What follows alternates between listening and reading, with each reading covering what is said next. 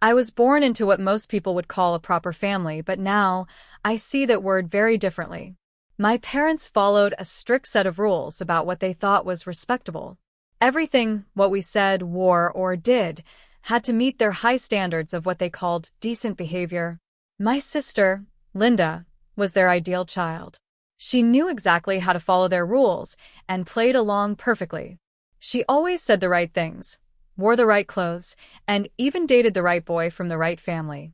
She helped organize church events and agreed with everything Mom and Dad said, making her the daughter they always dreamed of. I, on the other hand, saw through the act pretty early. Our house felt like a stage, with my parents as the main actors. In public, they acted like perfect pillars of the community. Dad always wore his tie perfectly, and Mom picked out her church outfits with care. They never missed a community event, donated to all the right charities, and made sure everyone noticed their generosity. But as soon as the audience left, their masks came off. Our living room became what I secretly called the gossip chamber. Mom's friends would come over for coffee, and that's when the real show began. "Did you see what the Hendersons wore to church?" Mom would say, stirring her coffee with fake disapproval. "And their daughter, running around in those shorts? Someone needs to teach them about modesty." Dad wasn't any better. He'd chime in with comments about other people's jobs, cars, and houses, always pretending to be concerned. Poor Mark Cuban, trying to keep up appearances with that new car. "Everyone knows his business is struggling," he'd say with a sly tone. The person they judged the most, though, was my Aunt Elizabeth, Dad's sister. She was everything they weren't, and I loved her for it. Aunt Elizabeth was an actress and had real success in theater and musicals. She lived her life the way she wanted. Whenever she visited, it felt like someone had opened a window in our dull, stiff house, letting in fresh air and light. She always brought thoughtful gifts that showed she cared about what people actually liked. Mom and Dad would accept her gifts with polite smiles and proper thank you, but as soon as her car drove away, their real thoughts came out. "Can you believe she's still dating at her age?" Mom would say, making air quotes with her fingers. "Living in sin. That's what it is. No husband, no children. What kind of life is that for a woman?" Dad would join in too, holding up one of her gifts. "With all that theater money, you'd think she could afford something nicer. But no, she spends it all on herself." They would complain about how much money she must be making, how she wore expensive clothes but gave them cheap presents, and how she was setting a bad example by focusing on her career instead of starting a family. It was like they had a long list of criticisms ready to share the moment she left. I was 7 when something happened that changed the way I saw things. It was one of those regular afternoons at our house. Mom was hosting her weekly tea with her group of friends. I was playing quietly with my dolls in the corner of the living room, where they thought I couldn't hear them. They started talking about Aunt Elizabeth again. "She's nothing but a loose woman," Mom said in a low, whispery voice she used when saying the meanest things. Her friends nodded, making little shocked sounds, but clearly enjoying the gossip. I sat there, holding my doll, completely still. Those words stuck in my mind, and I couldn't stop thinking about them, trying to figure out what they really meant. I'd heard Mom and her friends call Aunt Elizabeth many names before, but this one was new. The way they said it sounded awful, but I didn't understand why. It stayed in my mind for weeks, bothering me. When Aunt Elizabeth visited next, I waited until we were alone in the kitchen. She was helping me reach the cookie jar on the top shelf, just like always. "Aunt Elizabeth," I said, playing with my cookie. "What's a loose woman?" "That's what Mom and her friends call you when you're not here." The cookie jar almost slipped from her hands. She set it down carefully, but I noticed her hands shaking. Her face showed so many emotions at once. Hurt, shock, and then something I'd never seen before. Pure anger. "Rachel, honey," she said softly, trying to stay calm, "you stay right here." She marched straight into the living room where my parents were sitting. I followed quietly and peeked from the doorway. "I've put up with a lot from you too," she began, her voice trembling. "I've ignored your snide comments, your judgments, and all the criticism of how I live my life. But this? Calling me names behind my back? How dare you?" Mom started to respond, but Aunt Elizabeth cut her off. Don't even try to deny it. I know all the things you say when I'm not here. You're nothing but selfish hypocrites. You smile at me, accept my gifts, and then trash me the moment I leave. I'm done with it. Done with your gossip, your two-faced behavior, all of it. She stormed out of the house that day and never came back. The door slammed so hard that the family photos on the walls shook. Years went by, and my sister Linda got married right after high school to Daniel, the son of Mom and Dad's best friends. It was exactly the kind of proper, respectable marriage my parents adored. Then they turned their attention to me. Before my senior year even began, Mom made an announcement at dinner. "We've found the perfect boy for you," she said proudly. "James Thompson. You remember the Thompsons, don't you? Such a respectable family." I looked at her and said, "But I want to go to college." I tried to keep my voice calm. "I've been looking into college programs." Dad laughed like it was a joke. "College? For what?" "James is going to take over his father's business. He needs a supportive wife, not some career woman." They set up a meeting, of course. James was exactly what I expected, polite, boring, and completely wrong for me. But when I saw the look in my parents' eyes, I knew they wouldn't give up easily. So I smiled and agreed to date him while secretly applying for college scholarships. Graduation day started like a dream. I was top of my class, had secured a scholarship, and had my whole future ahead of me. My parents didn't know about the scholarship yet. After the ceremony, there was a party at James's house. Most of our class was there, the music was loud, and everyone was celebrating. For once, everything felt perfect. Until it wasn't. I went upstairs to use the bathroom and accidentally opened the wrong door. There was James, in bed with my friend Jessica. My graduation cap slipped from my hands and hit the floor with a thud, making them both look up. "Rachel," James scrambled to cover himself. "This isn't what it looks like, Save it," I said, surprised at how calm I sounded. "We're done." I walked out of that house and didn't look back. My phone started buzzing right away, calls from James, texts from Jessica, but I ignored them. I knew the real trouble would come when my parents found out. "What do you mean you broke up with James?" Mom shrieked the next morning. "He cheated on me," I said. "Over one little mistake," she snapped. "Little mistake?" I couldn't believe what I was hearing. "He was in bed with my friend." "These things happen," Dad said, as if explaining something simple. "Men have needs. A good wife learns to look the other way." "You're telling me to just accept that he cheated on me?" I asked, stunned. "The Thompsons are our closest friends," Mom hissed. "Do you want to embarrass this family? You're airing our dirty laundry in public." That was it. Something inside me snapped. "Shame? You want to talk about shame?" I said, laughing bitterly. "All you care about is what people think. You sit in your perfect house, judging everyone else, gossiping behind their backs. You're nothing but hypocrites." Mom stepped closer, her voice cold and sharp. "You will apologize to James. You will marry him.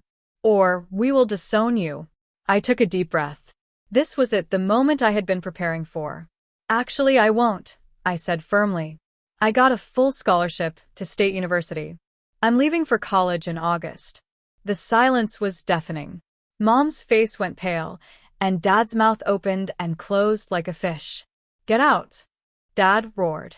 "If you want to throw away everything we've planned for you, then get out of this house. You're no daughter of mine." I walked upstairs, grabbed the bag I had secretly packed just in case this happened, and walked out the front door. Behind me, I could hear Mom crying hysterically and Dad slamming things around. My hands were shaking as I dialed Aunt Elizabeth's number.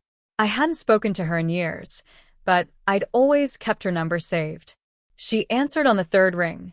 "Hello, Aunt Elizabeth, it's Rachel," I said, my voice trembling. There was a pause, then her voice softened. "Rachel, sweetheart, what's wrong?" I told her everything. James is cheating, my parents' reaction, the scholarship, and being kicked out. The words spilled out between sobs I hadn't realized I was holding back. "Where are you right now?" she asked when I finished. "Standing outside their house," I said quietly. "Stay there. I'm coming to get you." It was about an hour's drive, and true to her word, Exactly 2 hours later, her red convertible pulled up to the curb. She jumped out and hugged me tightly, not caring that my tears were soaking her silk blouse. Aunt Elizabeth's house in the neighboring town was just like her, bright, welcoming, and full of personality. Theater posters lined the walls, and the cozy furniture made you want to sit and stay. It was everything our cold, lifeless family home wasn't. "Make yourself at home," she said, leading me to a guest room. "This is your space now, for as long as you need it." That night, over mugs of hot chocolate topped with extra marshmallows, I told her the whole story in detail. She listened quietly, nodding every now and then but never interrupting. When I finally finished, she smiled and said, "You remind me of myself at your age, standing up to them, choosing your own path." "I'm proud of you, Rachel." Really? "Proud of me?" I asked hesitantly. "You don't think." "Selfish," she laughed gently. "Rachel, living your life by someone else's rules isn't selfless. It's being a puppet. You need to write your own story." The weeks before college started turned out to be some of the best of my life. Aunt Elizabeth helped me set up a laptop and taught me how to find freelance writing jobs online. "Everyone needs content these days," she said with a grin.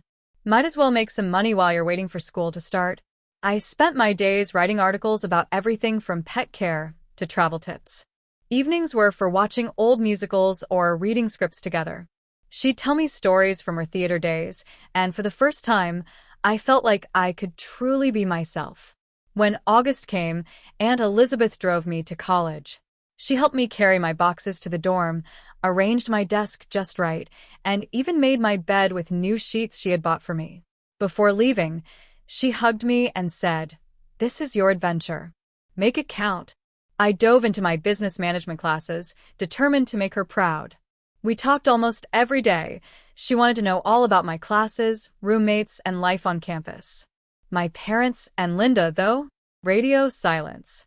Aunt Elizabeth would sometimes pass along updates she'd heard. "Your sister had another baby," she mentioned during one of our weekly calls. "Her third. They named him Daniel Jr." I just shook my head and changed the subject to my upcoming midterms. Linda had chosen her path, just as I'd chosen mine. Sometimes, I wondered if she was truly happy being the perfect daughter, wife, and mother, or if she ever dreamed of something more. After graduation, I accepted a management position in Aunt Elizabeth's city. It felt natural. I couldn't imagine being far from her. The job was great, my career was off to a strong start, and best of all, I got to spend almost every weekend with Aunt Elizabeth. Friday brunches became our tradition. She'd tell me about her latest theater projects. She was directing community plays now, passing on her love of the stage to a new generation. Sometimes, we'd spend whole weekends binge-watching old movies or attempting fancy recipes from cooking shows. Then came the news. One Friday morning, she sat across from me, her hands wrapped tightly around her coffee mug. "Stage 4, she said softly.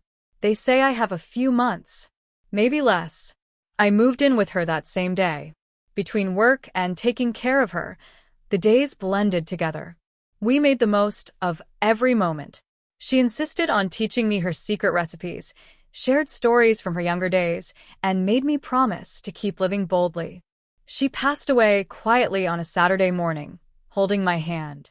The theater community turned out in full force for her funeral, actors, directors, and students from her workshops. The church was packed with people whose lives she had touched. But the 3 empty seats in the front row stood out. My parents and sister hadn't come, even though I had sent them all the details. A week after the funeral, the notary called me to his office. "Your aunt was very clear about her wishes," he said, sliding some documents across the desk. "The house, her land back in your hometown, and her savings, about $800,000, everything goes to you." I sat there in shock, tears streaming down my face. It was too much. All I wanted was Aunt Elizabeth back. That weekend, I started sorting through her things. In her home office, I found a bundle of letters tucked away in a drawer, all addressed to my father. None of them had been sent. With trembling hands, I opened the most recent one. "Dear Thomas, I know we haven't spoken in years. The doctors say I don't have much time left, and I keep thinking about family, and reconciliation. Remember when we were kids and you used to protect me from the neighborhood bullies? I miss my big brother. I know we've chosen different paths and lived different lives. Maybe we've both been too stubborn, but life is too short for pride, isn't it? I hope someday you'll understand that I loved you all, even when we disagreed. Even when it hurt. Your sister, Elizabeth. The letter was dated just 3 weeks before she passed. She never sent it. She never got the chance to make that final attempt at peace. I carefully folded the letters and placed them back in the drawer. My dad hadn't even come to say goodbye to his own sister. He had chosen his pride over family one last time. Life keeps moving forward, ready or not. 3 years after Aunt Elizabeth passed away, I was still living in her house, my house now, and throwing myself into work. The promotion to senior manager came with a corner office and a salary that would have blown my younger self's mind. Then one day, my phone rang. Mom's number flashed on the screen. It was the first time I'd seen it in years. My hand hovered over the decline button, but something made me answer. Rachel. Mom's voice sounded smaller than I remembered. We need to see you. Can you come? That weekend, I drove back to my childhood home. The sight of it stopped me in my tracks. The once perfect house was now falling apart, peeling paint, sagging gutters, and a lawn overrun with weeds. This wasn't the showcase home I remembered. Inside was even worse. The furniture was worn, the carpets threadbare, and my family looked just as tired. Mom was gray and exhausted. Dad sat slumped with defeat written all over him, and Linda was curled up on the couch, her 2 kids clinging to her. Her eye was bruised, poorly covered with makeup. Daniel turned violent, Linda whispered, avoiding my eyes. I had nowhere else to go. The irony hit hard. Daniel, the son of Mom and Dad's perfect friends, the respectable match they had chosen for Linda, had shown his true colors. We were wrong, Rachel, Mom said, tears streaming down her face. About everything. About forcing you to be with James, about college, about you. Dad nodded, though it seemed painful for him to admit. We shouldn't have tried to push either of you into those marriages. Look where all our focus on reputation got us. They explained how Dad's business had failed and how their so-called friends had abandoned them when things got tough. They couldn't even afford to fix their leaking roof. I pulled out my checkbook and wrote them a check for $20,000. For repairs, I said simply. No strings attached. After that, I started visiting regularly. I always brought something, groceries, clothes for the kids, or new appliances when theirs broke down. My parents seemed grateful. Maybe it was genuine. I tried not to overthink it. One night, as I sat looking at Aunt Elizabeth's photo on my mantel, I made a decision. The land she'd left me in my hometown was just sitting there and used. The next day, I called an architect. I need a house, I said. I told the architect, something big enough for a multi-generational family, 3 bedrooms minimum. Plenty of play space for kids, and a proper kitchen for family meals. The plans she drew were perfect, a modern home with everything my family could need. I hired the construction crew that same week and made them promise to keep it a secret. Every time I visited my parents, I'd notice their old house falling apart more and more, and I'd smile to myself, knowing what was being built just across town. As the new house took shape over the months, I started noticing something else, a pattern I should have seen sooner. What began as genuine gratitude from my parents slowly turned into expectation and then outright entitlement. At first, the shift was subtle. Instead of saying thank you for whatever I brought, they'd make comments like, "Oh, we were hoping for the other brand," or "We really needed something else instead." Then came the direct requests. Mom started calling with shopping lists, not even pretending to ask anymore. "We need a new washing machine. The one at Sears is on sale. Can you pick it up this weekend?" Dad joined in too. "Your sister's kids need new school clothes. Make sure they're good quality, not the cheap stuff from the discount store." The requests got bigger and more frequent. A new TV because the old one wasn't smart enough. A full set of patio furniture because what will people think of our backyard? Kitchen renovations because the counters were embarrassingly outdated. Then came the call about their 40th wedding anniversary. They were planning a big celebration at Loom, the fanciest restaurant in town. All their old friends, the ones who had supposedly abandoned them, were invited and back in the picture. I thought it would be the perfect time to surprise them with a new house.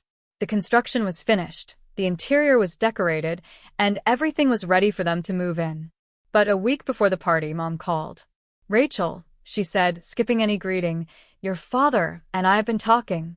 For our anniversary, we need a new car. It's $7,000. I nearly dropped my coffee mug. "Excuse me?"